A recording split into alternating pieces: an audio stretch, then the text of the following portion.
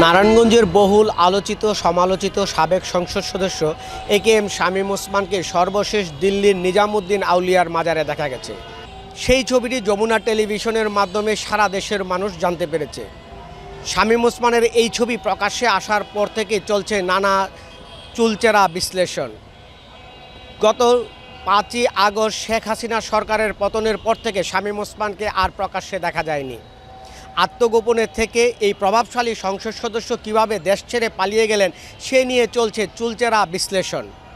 কেউ বলছেন শামীম ওসমান তার নিজস্ব জাহাজে করে সাতক্ষীরা হয়ে ভারতে প্রবেশ করেছেন, আবার কেউ বলছেন শামীম ওসমান সিলেট দিয়ে সুনামগঞ্জে হয়ে ভারতে প্রবেশ করেছেন। আসলে তিনি কোন দিক থেকে প্রবেশ করেছেন সেই নিয়ে নারায়ণগঞ্জ সহ সারা দেশে চলছে নানা আলোচনা সমালোচনা। সর্বশেষ শামীম ওসমানকে 3 আগস্ট আওয়ামী লীগের একটি প্রেস কনফারেন্সে দেখা গিয়েছিল।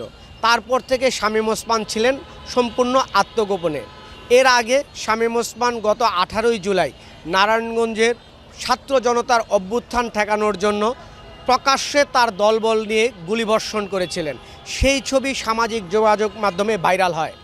ছাত্র জনতার অভ্যুত্থানে যে সকল মানুষ মারা গিয়েছিলেন, শিক্ষার্থী মারা গিয়েছিলেন, সেই ঘটনায় এখন পর্যন্ত নারায়ণগঞ্জের সিদ্ধিরগঞ্জ, ফতুল্লা, বন্দর, সদর, সোনারগাঁ, 2500 সহ 5টি থানায় তার বিরুদ্ধে এখন পর্যন্ত 32টি হত্যা মামলা দায়ের করা হয়েছে। এছাড়া শামীম ওসমানের সাঙ্গপাঙ্গ হিসাবে পরিচিত অনেকের বিরুদ্ধেই হয়েছে মামলায় আসামি হয়েছেন শামীম ওসমানের ছেলে অয়ন ওসমান, বাতিজা আজমির ওসমানও। শামীম ওসমানের বিরুদ্ধে দীর্ঘদিন ধরে অভিযোগ তুলে আসছিলেন সন্ত্রাস নির্মূল ত্বকী মঞ্চ। তারা বলছেন যে শামীম ওসমানের নির্দেশেই নারায়ণগঞ্জের মেধাবী ছাত্র তানভীর মোহাম্মদ ত্বকীকে তুলে নিয়ে শামীম ওসমানের বাতিজা আজমির ওসমানের টর্চার সেলে পিটিয়ে নির্মমভাবে হত্যা করা হয়।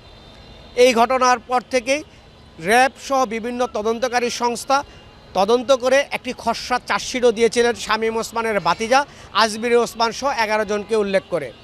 কিন্তু ত্বকী মঞ্চের অভিযোগ ছিল এই হত্যাকাণ্ডের সরাসরি নির্দেশদাতা হচ্ছেন শামীম ওসমান, তাই তদন্ত করে শামীম ওসমানের নাম সংযুক্ত করে এই হত্যা মামলায় চার্জশিট প্রদান করা হোক এবং শামীম ওসমান যদি ভারতে পালিয়ে গিয়ে থাকে তাকে দেশে ফিরিয়ে এনে আইনের আওতায় এনে বিচার করা হোক। এছাড়া শামীম ওসমান ক্ষমতায় থাকাকালীন সময়ে নারায়ণগঞ্জের প্রভাব বিস্তার করে একের পর এক অপকর্ম চালিয়ে এসেছেন বলে নারায়ণগঞ্জের সুশীল সমাজ ও ব্যবসায়ীরা অভিযোগ করেছেন। শামীম ওসমান প্রভাব বিস্তার করে নারায়ণগঞ্জের ব্যবসায়ী সংগঠনগুলো তার নিজেদের দখলে নিয়েছেন এবং তার বাইকে দিয়ে বিভিন্ন জায়গায় চাঁদাবাজি সহ বিভিন্ন অপকর্ম সংগঠিত করেছেন। এই জন্য নারায়ণগঞ্জবাসী শামীম ওসমানকে এনে বিচারের আওতায় আনার দাবি জানিয়েছেন।